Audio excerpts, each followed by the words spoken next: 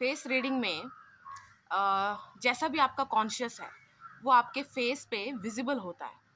Like example guilty conscious, ठीक है, क्योंकि दिमाग को तो सब पता ही है क्यों किया था, कैसे किया था, और इस वजह से हम क्या बन गए हैं, मतलब ये करते हैं तो क्या हम क्या हैं, ये सब दिमाग को तो पता ही होता ना। फेस रीडिंग में इसलिए देख रही थी, मेरी जो एसिमेट्री है, असिमेट्रिकल फेस है मेरा, तो मैं it's not only about structure and all, मैं देख रही थी कि इसमें और भी एलिमेंट्स आते हैं। वैसे मैंने ना एक थंबनेल देखा, उसमें था कि सोशियो पैथ्स का भी असिमेट्री हो सकती है, फेस पे हो सकती है। एंड ये सब ऐसा नहीं है कि एक फिक्स्ड है, निशान चिन्ह है कि ये इंसान सोशियोपैथ है, ऐसा नहीं होता। इट्स अ कांस्टेंट पैटर्न कि कंसिस्टेंसी देखते हैं वो। और भी चीज़ें होती है, और फेस रीडिंग, बॉडी लैंग्वेज अगर आप नहीं पढ़ते हो तो उसके बिना बिल्कुल ही अधूरी है। तो मैं इसलिए देख रही थी, एंड उसमें ये गिल्टी कॉन्शियस वाला जो आया था उसका मैं ऐसे बता रही हूँ आपको कि गिल्टी कॉन्शियस का जैसा फेस होता है, वो इसलिए होता है कि अंदर आपको अच्छे से पता है, और इस चीज़ से हटाने, मतलब ऐसा फेस अपना होता ना कि हम काफ़ी कुछ देखते हैं, लुक मैक्सिंग, ये वो, तो सबसे अच्छा जो तरीका है कि आप अंदर से भी वही फील करो जैसा आप बाहर दिखना चाहते हो, राइट। और अगर अंदर से फील करना है, गिल्टी कॉन्शियस हटाना है, तो दो ही तरीके हो सकते हैं। एक तरीका, उसको फेस करके अपने सारे फियर्स कि हाँ मैंने ऐसा किया था इसलिए मुझे गिल्टी है, और कई बार ऐसा आपको पता चलता है कि जितना आप अपने आप को समझ रहे थे गिल्टी, उतने हो भी नहीं, है ना। और सेकंड चीज़ जो थी इंटरेस्टिंग, कि दिमाग ना जब देख लेता है कि I am going to continue this, मतलब मैं ऐसी ही बन के रहने वाली हूँ आगे भी थोड़े टाइम के लिए, तो मैं क्या करूँ, क्योंकि मुझे पब्लिकली बहुत ज़्यादा मेरी ऊर्जा लग रही है प्रिटेंड करने में, इसीलिए ही मतलब वो एसिमेट्री बनेगी ना, तो इसीलिए ही वो गिल्टी कॉन्शियस बनेगा ना। तो क्या करते हैं, दिमाग क्या करता है, वो अपने जैसा ही अपने सराउंडिंग को बनाने की कोशिश करता है, ठीक है। तो ये दो तरीके हैं गिल्टी कॉन्शियस को हटाने के लिए, एंड अपने लुक्स से भी उसको हटाने के लिए। फेस रीडिंग में आगे ही ऐसे ही बताते बताते वो 5 एलिमेंट्स में ऐसे मानते हैं, और फेस से बताते हैं कि आपका कौन सा एलिमेंट है जो इम्बैलेंस कर रहा है आपके बॉडी को, जिस वजह से फेस, क्योंकि फेस आउटकम है एंड शरीर बताएगा कि कॉज क्या है, रीज़न क्या है।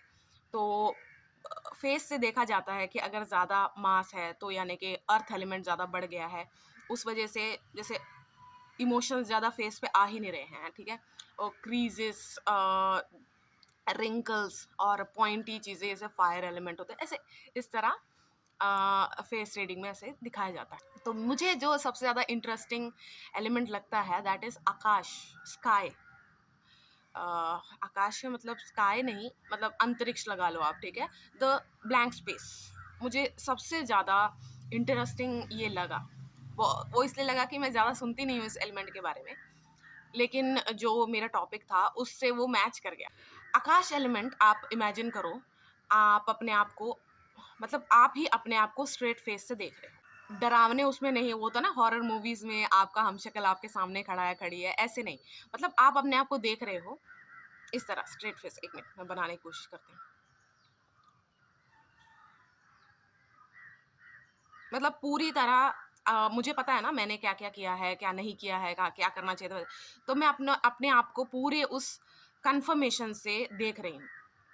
तो हम उससे बचने की कोशिश करें, मतलब जो दूसरा सेल्फ है जिसको देखा जा रहा है, वो अगर भागना चाहता है उससे तो वो इग्नोर करेगा, सब कुछ है, लेकिन आप सोचो कि आप और वो जो आपका सेल्फ है वही है एक ब्लैंक स्पेस में, तो कब तक ही उससे भाग लोगे, है ना, कब तक ही उसे इग्नोर कर लोगे। तो और ऊपर से पिन ड्रॉप साइलेंस है, मतलब और कोई है ही नहीं, आप दोनों हो, खाली स्पेस है, और पिन ड्रॉप साइलेंस है कि यार मैं कहीं भी नहीं जा पा रहा हूँ, ये मुझे ऐसे देख रहा है, कुछ बोल ही नहीं रहा है, वो सेल्फ आपका कुछ नहीं बोल रहा है, आप बोल सकते हो क्या है क्या नहीं, कुछ नहीं है, बस वो आपको देख रहा है, ठीक है। तो आप सोचो आपको कैसा महसूस होगा, आपको लगेगा कि ये किस किस बारे में देख रहा है, मुझे क्या हुआ इस बार, मैंने कौन से चीज़ के बारे में मुझे कन्फ्रंट करना चाहता है, चाहती है, मतलब आपका सेल्फ आपको क्या ऐसे इस तरह क्यों देख रहा है कि अब मैंने क्या गलत किया है, इस तरह, ठीक।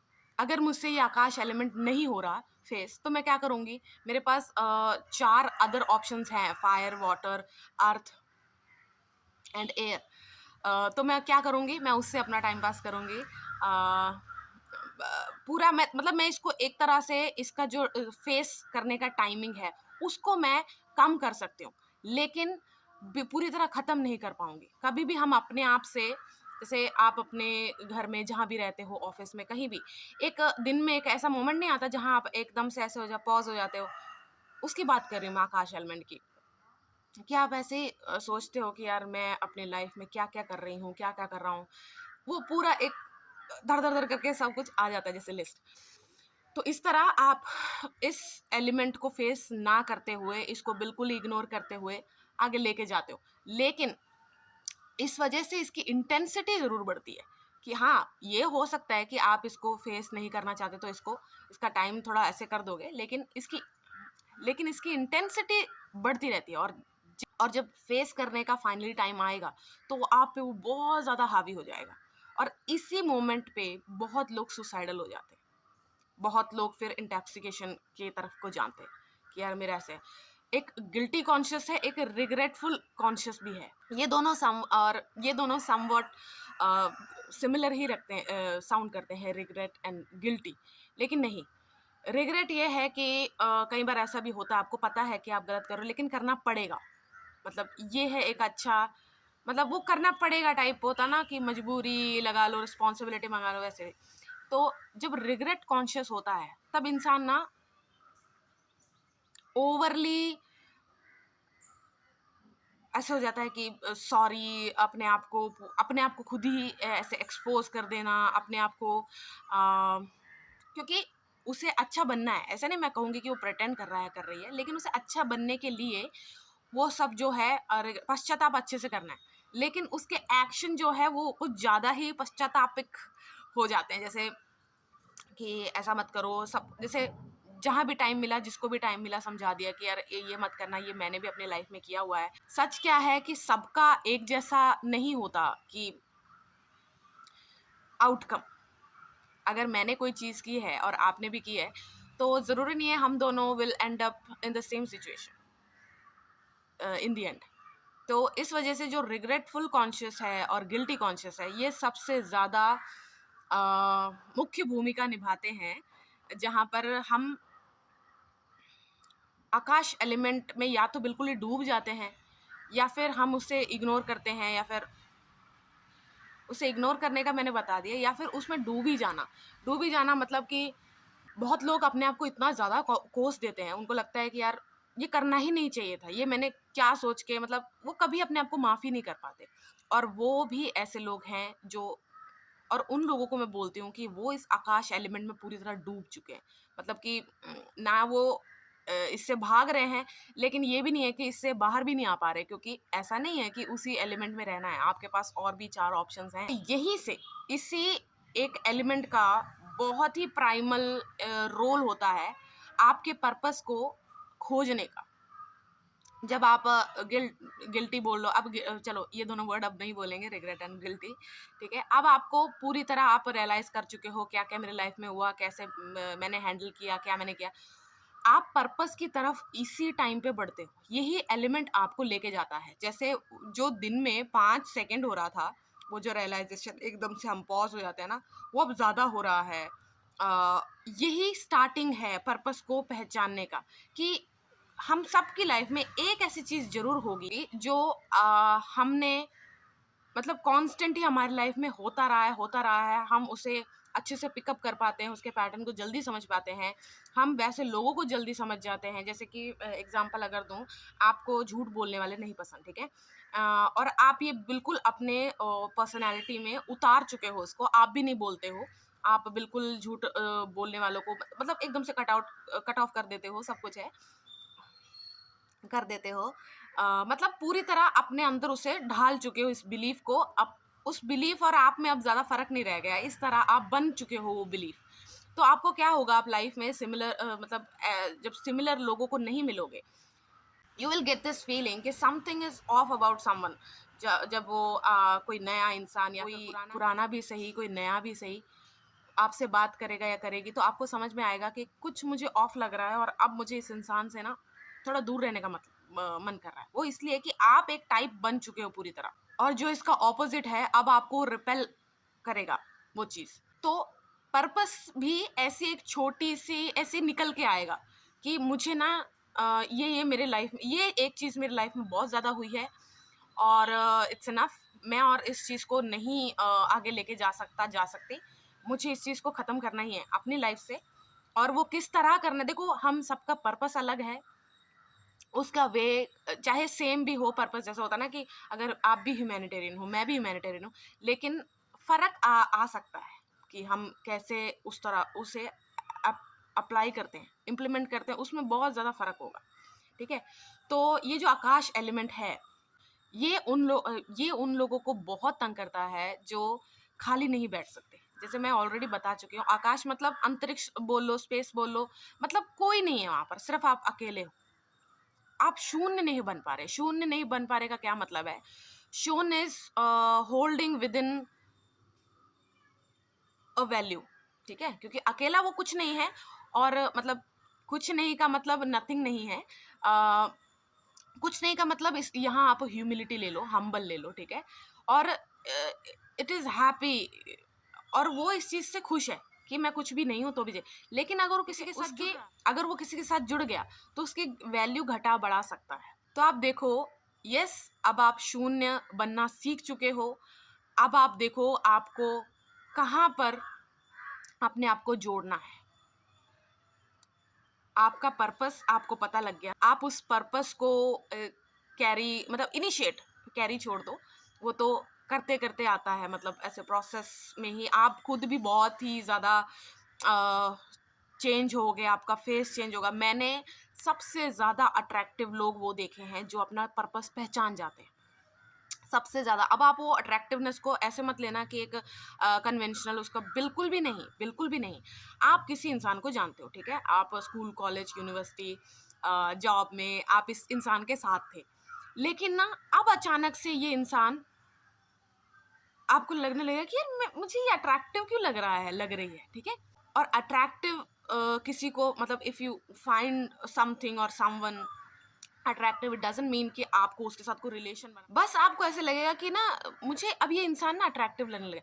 मैंने सबसे ज़्यादा अट्रैक्टिव लोग वही देखे हैं। वो जो खालीपन, वो आकाश एलिमेंट जब आपको हिट करेगा तो पर्पस जिसको समझ में आ गया वो इसीलिए हिट करता है आपको पर्पस बताने के लिए। तो जिसको समझ में आ गया उसको आकाश एलिमेंट से कोई डिस्कम्फर्ट फील नहीं होगा। उसको ऐसे नहीं होगा कि यार मुझे ना अच्छा अजीब सी चीज़ हो रहा है, मैं डिप्रेशन में तो नहीं जा रही, मैं ऐसा तो नहीं हो रहा। वो डिप्रेशन नहीं होगा। वो वो जस्ट आप अपने साथ कितना टाइम बिताते हो, नहीं बिताते हो, उसका इम्बैलेंस आपको रियलाइज़ करवाने के लिए वो हिट होता है, ठीक है? और आकाश एलिमेंट में रहकर ही आप पर्पस को अच्छे से क्रिएट कर पाते हो। जैसे एग्जीक्यूट की बात नहीं है सिर्फ, आपको भी उस पर्पस को पूरी तरह समझना, वही आपको बताएगा कि आपका क्या रोल है, उसको कैरी करना without getting the ego of कि दिस इज माई क्रिएशन। इस तरह आपको उसमें पूरी तरह वो, और आप बिल्कुल अलाइनमेंट पे आते हो। आपके जो चारों जैसे आपके चारों ऊर्जाएं हैं, mental, sexual, physical and emotional, ये चारों से बने, मतलब ये चारों आपके अंदर हैं। तो इन चारों को एक साथ लाने के लिए आपको बांधना पड़ेगा इनको कि या तो आप नॉन स्पिरिचुअल हो या तो आप स्पिरिचुअल हो, और दोनों एक एक से ऊपर नहीं है, एक से नीचे नहीं है, ठीक है। ये दो सिर्फ मैं बता रही हूँ कि दो टाइप से आप इन चारों को बांध सकते हो। अब अगर आप स्पिरिचुअल हो तो आपके इमोशंस का, हर चीज़ का आप ऐसे नहीं है कि पूरा नोट कर रहे हो, मुझे ऐसे नहीं, कैलकुलेटिव नहीं होगे। You know something good will happen in the end, मतलब जो होता है अच्छे के लिए होता है, वैसा आप करके और हर चीज़ को रियलाइज करके फिर मतलब होता है ना कि स्पिरिचुअल एस्पेक्ट लगा के आप जियोगे। नॉन स्पिरिचुअल हो गया कि इन चारों को आपने इसलिए रखा है, मतलब इन चारों को आप इस तरह बांधते हो कि ये मेरे मतलब आप एक तरह का कैलकुलेटिव नहीं मैं बोलूँगी, स्टिल आप ऐसे ही नहीं कोई चीज़ कर दोगे कि हाँ, इससे मुझे ज्ञान चाहिए या कुछ है, नहीं, ऐसा नहीं होगा। नॉन स्पिरिचुअल से आप समझ गए ना? तो ये 2 तरीके हैं अपनी लाइफ़ को आगे बढ़ाने का। आप शून्य हो, मैं भी शून्य हूँ, लेकिन हम दोनों कितना अपने आप को मैग्नीफाई कर सकते हैं। मतलब हम 10 की पावर बना सकते हैं, 100 की पावर बना सकते हैं, 1000 की पावर, और हम कहाँ लग रहे हैं? यानी कि 1 लिखा है, तो हम 1 की 0 घटाने के लिए आए हैं या बढ़ाने के लिए आए हैं? इस तरह ये इन 2 वे से आपको बहुत जल्दी जल्दी समझ में आ जाएगा। जैसे पर्पस समझ में आते ही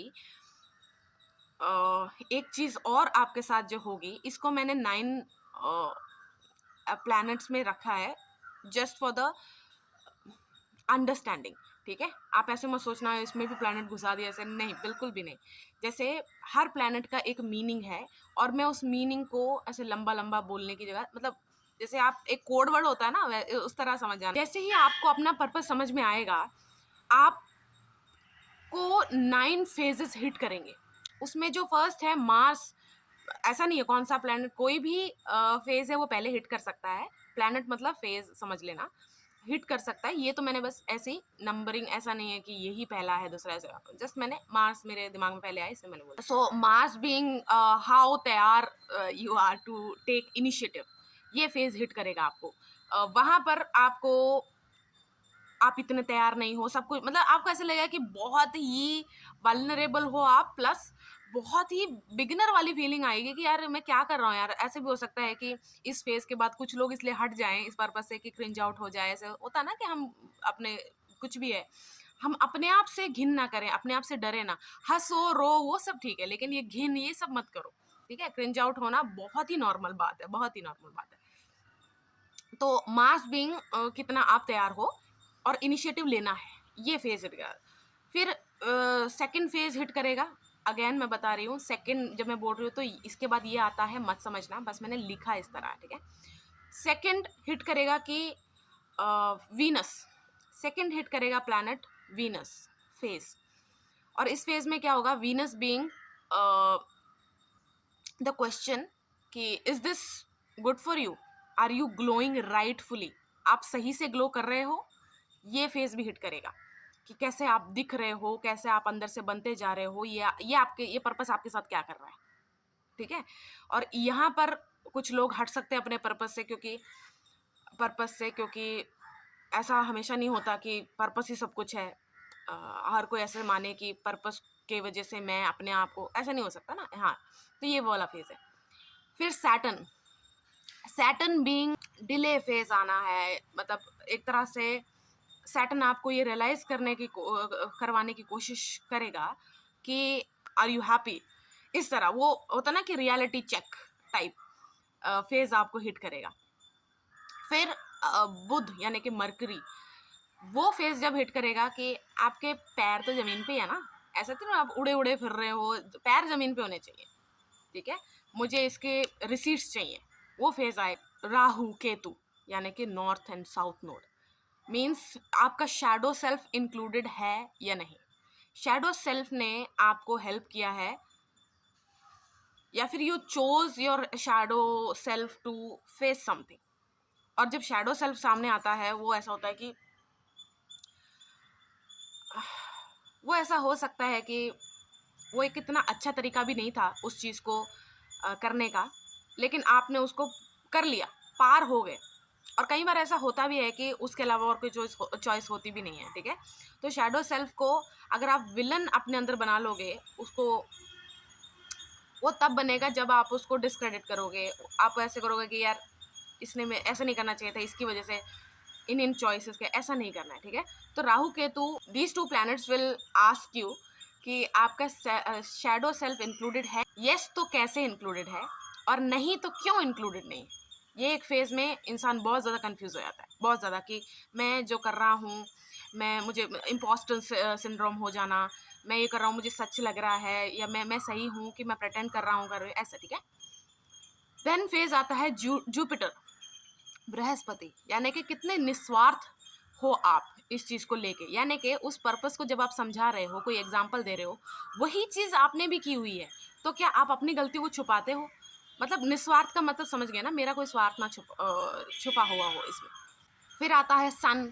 सन बीइंग प्रैक्टिकल टेस्ट होते हैं आपके, कि फिर देखेंगे आपकी स्ट्रेंथ कितना टिक पाते हो आप इसमें। And then last moon. Moon का मतलब आप कितना अटैच हो गए हो इस पर्पस से, ज़्यादा अटैच भी नहीं होना। और इस तरह के टेस्ट होंगे कि अच्छा तू डिटैच बोल रहा है, अपने आप को बोल रही है, तो देखते हैं कितना डिटैच है। और अगर अपने आप को अटैच बोल रहे हैं तो वो भी सामने ले आते हैं कि कितना अटैच है। तो ये सारे फेजेस जब आपने पार कर लिए तो आप और पक्के हो गए अपने पर्पस। यहाँ आने के बाद आपको समझ में आएगा कि पर्पस वो नहीं है कि आपको अच्छा लग रहा है, इससे फेम मिल रहा है, नाम मिलेगा, या फिर आप इसलिए इस लाइन में लग गए क्योंकि सब कर रहे हैं। मतलब ऐसा नहीं, सिर्फ पीस के लिए, कि इसके बाद आपको वो जो ट्रूली बोलते हैं ना कि पीस महसूस होता है, उसके लिए आप हो। जब आपने ये सारे फेजेस पार कर लिए उसके बाद पीस आएगा। और आपको कैसे समझ में आएगा कि आप प्रोग्रेस कर रहे हो अपने पर्पस में? वो आपको समझ में आएगा कि ड्यूरिंग अपने पर्पस को करते वक्त आपको लगेगा कि you are like a firefly.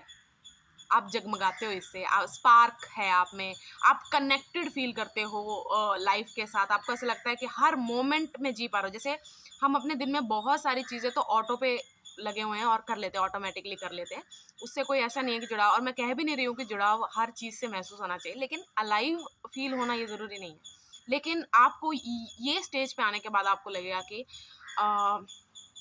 आप अपने साथ बहुत अच्छे से कनेक्शन बिल्ड कर चुके हो। एक जैसे भी सिस्टम में हम रह रहे हैं, वहाँ पर एक चीज़ बहुत ज़्यादा बदनाम कर दी है कि भटकना नहीं है, भटकना नहीं है। क्योंकि भटकने का मतलब यही है, सीधी सी बात है बता देती हूँ। जैसे स्कूल के बाद कॉलेज करना है, ड्रॉप नहीं करना, साल वेस्ट नहीं करने, वो सब उन्होंने जो सिस्टम बना रखा है उसको चलाने के लिए ज़रूरी है, लेकिन हमें ऐसे लगा दिया कि वो हमारे लिए ज़रूरी है ना?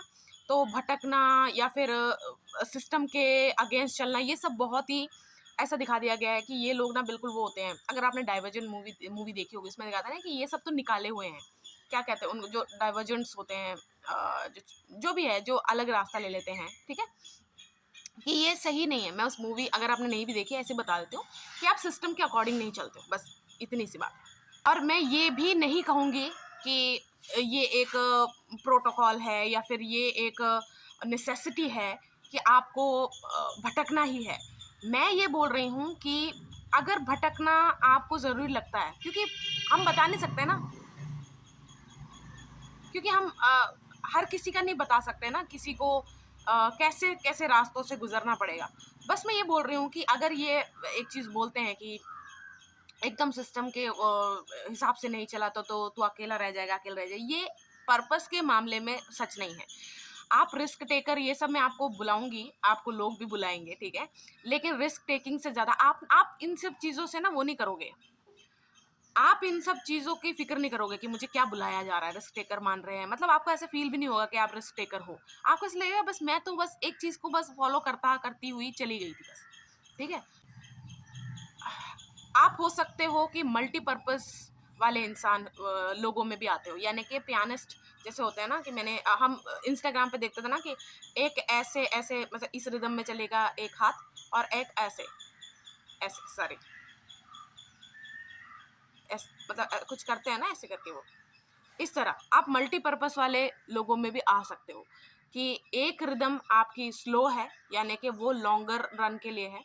अगर आप मेरे दिमाग में ना स्टॉक वो वाला चल रहा था कि डिलीवरी है कि इंट्राडे है नहीं, मतलब आपको समझ में आएगा कि एक पर्पस जो है उसका जो मतलब वो जो ओपन होना है वो धीरे धीरे होना है, और एक जो है वो डेली बेसिस पे मेरा पर्पस है, ऐसे भी हो सकता है।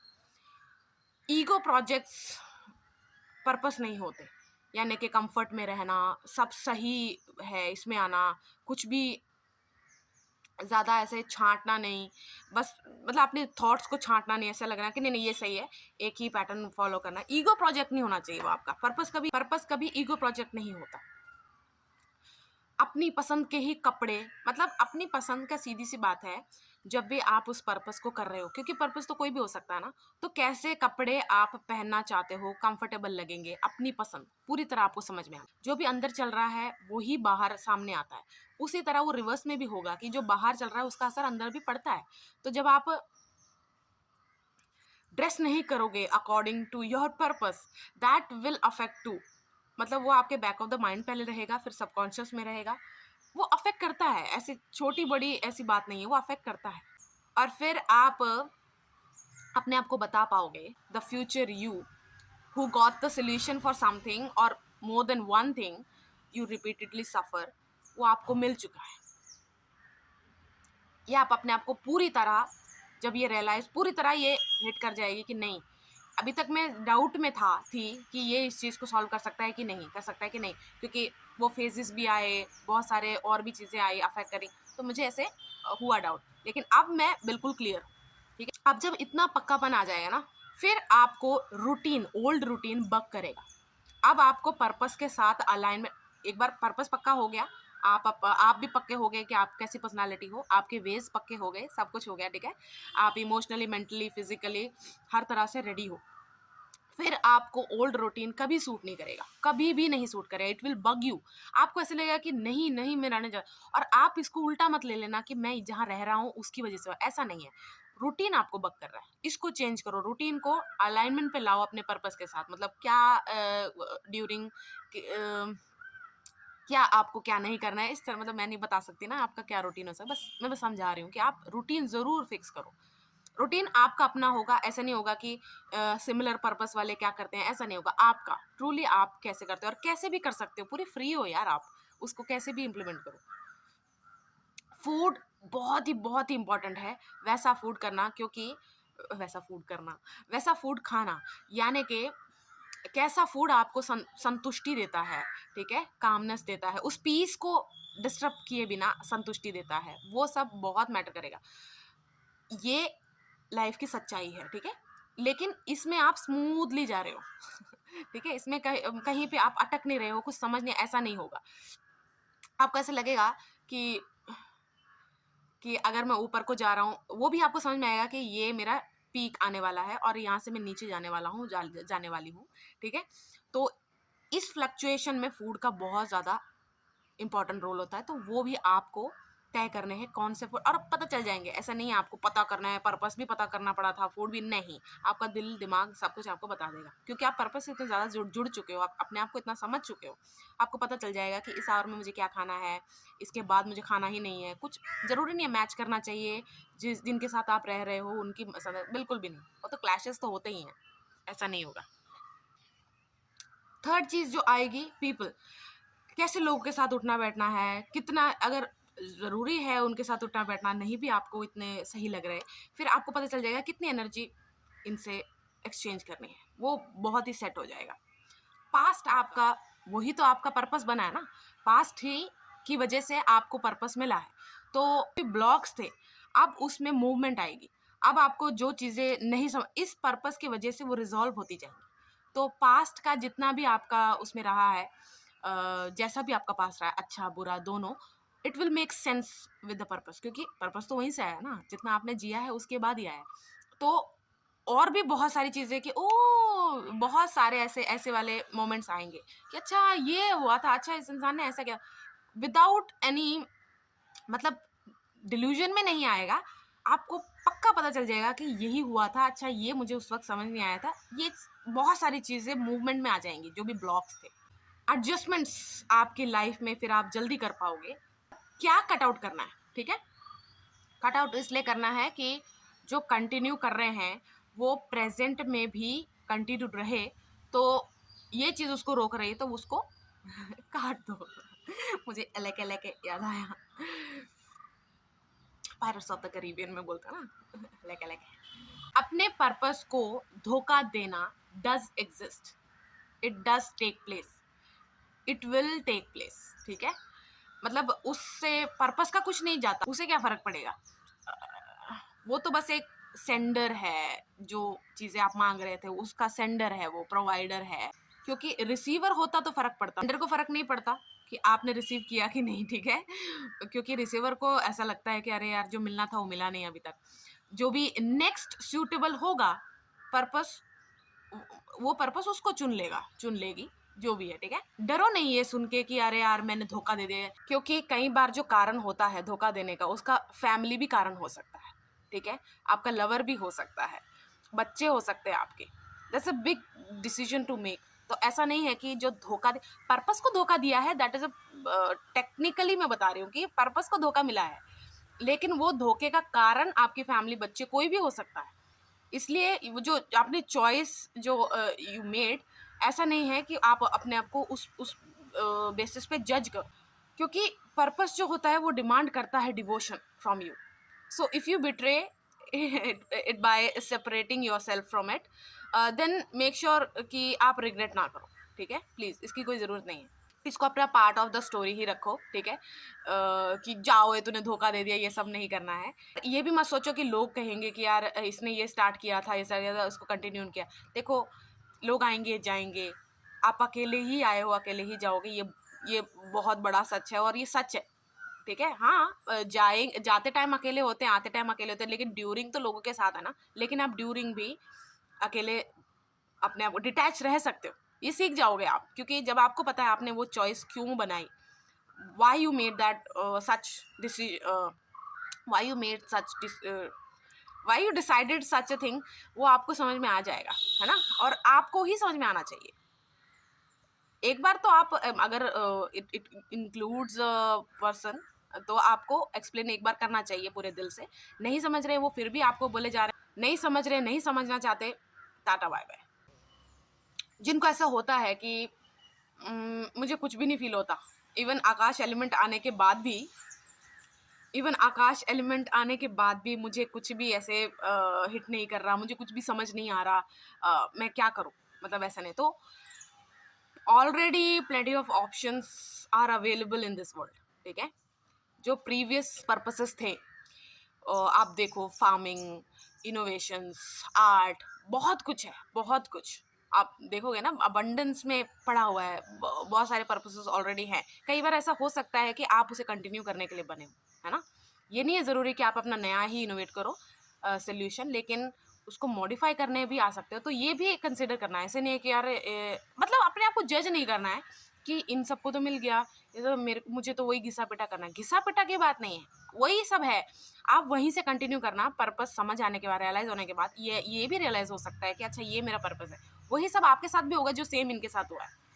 बस एक चीज़ उन्होंने अपनी अपनी पर्सनल लाइफ से उठाया है, आप दुनिया से उठा रहे हो, बस इतना ही फर्क है। तो आपने भी जो भी अपनी कल्पना की है, ठीक है, पर्पस का, जब तक आपने उसे एक्ट आउट नहीं किया ना, तब तक आपको ना अपने टाइप के लोग नहीं मिलेंगे। And trust me, this is very important. Later on life आप समझ जाओगे कितना इम्पोर्टेंट है लाइक माइंडेड लोगों के बीच में रहना, इमोशनल वाइब्रेशन मैच करना, ठीक है? ये सब कितना इंपॉर्टेंट है, आप समझ पाओगे जब तक आप एक्ट आउट नहीं करोगे, पूरी तरह बाहर नहीं निकलोगे अपने कल्पना से, सिर्फ आप इमेजिनेशन करोगे मैं ये भी करूँगा, तब तक आपको अपने लोग नहीं मिलेंगे। और पर्पस के साइजेस होंगे, ठीक है, बिगर, स्मॉलर, मीडियम, ये होंगे, और ये सब ही एक दूसरे को कंप्लीट कर रहे हैं। तो साइज से ज़्यादा आपको क्या समझना है कि छोटे पर्पस भी होते हैं, बड़े पर्पस भी होते हैं, लेकिन एक भी इनमें से नहीं है तो अधूरा है। जैसे आपके पर्पस में भी बहुत सारे लोग जुड़ने के बाद ही वो चीज़ टेक ऑफ हुई है, ठीक है? और उसमें बहुत छोटे छोटे मतलब ये जो छोटे पर्पस वाले लोग थे, उनका सब में इम्पोर्टेंट है। पता आप ही हो छोटे पर्पस वाले इंसान, तो आपको ऐसे नहीं सोचना है कि अरे इसको ज़्यादा प्रसिद्ध है, ऐसा नहीं आएगा। अगर आप उस चीज़ के लिए नहीं बने, तब ऐसा मन में आता है, क्योंकि ना अप्रिसिएशन बिगर पर्पस को ज़्यादा मिलता है, वो तो अच्छी बात है। और मीडियम को अप्रिसिएशन से ज़्यादा, और मीडियम को रिस्पेक्ट ज़्यादा मिलती है, फेम नहीं भी मिल पाती कई बार, है ना? लेकिन स्मॉलर को कई बार ऐसे भी होता है, अनआइडेंटिफाइड होता है। इस वजह से मैं कह रही हूँ कि ऐसा लग सकता है, ये ऐसा नहीं है, इतना तो फील होता ही है कि यार इसको कितना ज़्यादा फेम मिल गया, सब कुछ, वो सब फील होता है, कोई बात। और बिगर पिक्चर के लिए पर्पस का रियलाइज होना बहुत ज़्यादा ज़रूरी है। आप समझ पाओगे कि हम सब पजल पीसेस हैं, और मिसिंग पीसेस कौन हैं? वही हैं जिनको बताया जा रहा है कि सिस्टम के साथ चलो, या फिर जो अनफॉर्चुनेटली धोखा देना पड़ा उनको पर्पस को, और अभी तक रियलाइज नहीं किया है किसी से, जो आकाश एलिमेंट से दूर रह रहे हैं। इन तीनों ऐसे लोगों की वजह से वो बिगर पिक्चर अभी तक फॉर्म नहीं हुई है। बस सारा खेल ही इसका है कि बिगर पिक्चर फॉर्म करने के लिए सब एक साथ आके जुड़ते हैं, ठीक है। इसी की ही मैं सारी बात कर रही हूँ और इसी को मैं पर्पस बोल रही हूँ। सबसे ज़्यादा जो प्रॉब्लम आप फेस करोगे वो ये भी हो सकता है कि आपका माइंड बहुत ज़्यादा वर्क कर रहा है, ठीक है, पर्पस को चलाने में सब कुछ, लेकिन आपके अंदर ना ऊर्जा सस्टेन ज़्यादा नहीं हो पा रही। फूड ऑलरेडी मैं बता चुकी हूँ, रूटीन ऑलरेडी, स्टिल आपकी जो ऊर्जा है वो आप नहीं लगा पा रहे, यानी कि ब्रेन और एनर्जी साथ में काम नहीं कर रही। तो आपको दोनों के बीच में चूज नहीं करना, आपको ये समझना पड़ेगा कि ऊर्जा की वजह से ही सारे का सारा आपकी बॉडी चल रही है ना, लेकिन ब्रेन इज द मैनेजर। वो बता रहा है कि रिक्वायरमेंट कितनी ऊर्जा की कहाँ है। तो जब आपको हेल्थ को इस चक्कर में बिल्कुल भी इग्नोर नहीं करना कि यार मेरे को, जैसे कई बार कई लोग आपने सुने होंगे ना, वो अपना काम करते करते खाना भी भूल गए हैं, एक्सरसाइज में वो बैठे हुए हैं 3 दिन से एक ही कमरे में। वैसा नहीं करना है। वैसे करोगे ना तो एनर्जी एंड ब्रेन के बीच में जो कनेक्शन है वो कभी बिल्ड नहीं हो पाएगा। एक और चीज़ जो है कि पर्पस आपका जब सक्सेसफुली सब आप इम्प्लीमेंट कर चुके हो तो बहुत सारे रिवॉर्ड्स सब कुछ, क्योंकि मिलता ही है ना, फेम पैसा सब कुछ आपको मिलेगा। तो आपको एक चीज़ याद रखनी है कि इस पर्पस से बहुत मैं मालदार बनने वाली हूँ, ठीक है।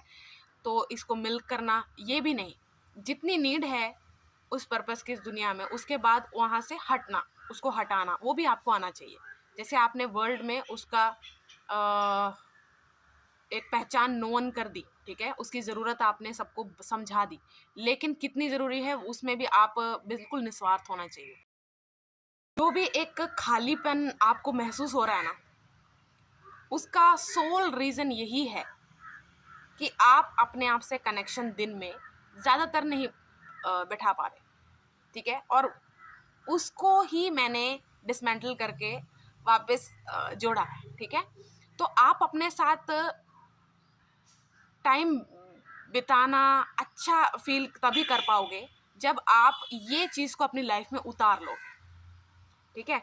और अगर मैंने इस वीडियो में ऐसा बोला है तो एग्जैक्टली यही होना है ऐसा तो नहीं, ये मेन ज़रूर है चीज़ें, लेकिन कहाँ अप्लाई होंगी ये सब आपको पता होगा, सब आपको पता होगा। और कोई भी चीज़ पूरी तरह गलत नहीं होती, पूरी तरह सही नहीं होती, ये चीज़ मान के आप जितना कुछ इस वीडियो से उठाना है वो लेके आप जाओ। पूरी वीडियो में इधर उधर इधर उधर। ओके, सो मिलते हैं अगली वीडियो में, तब तक बाय बाय।